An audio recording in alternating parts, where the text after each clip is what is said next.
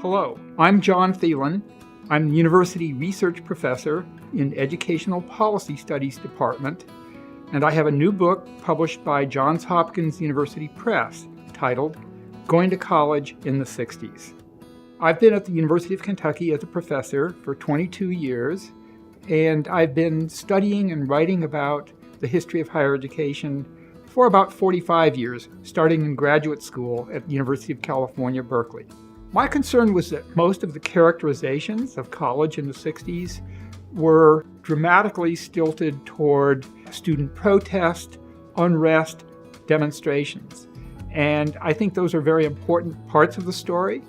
I also wanted to balance it with the complexity and diversity of American students and American campuses in that decade.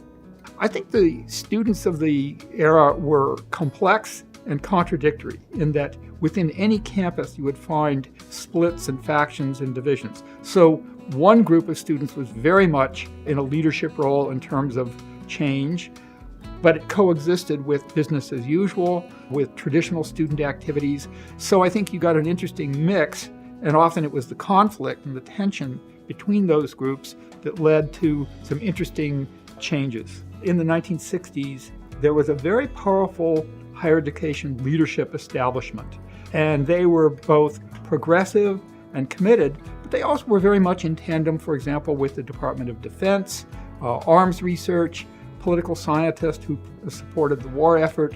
So to me, it was this coexistence and clash of cultures within the campus that all sides had to be explained.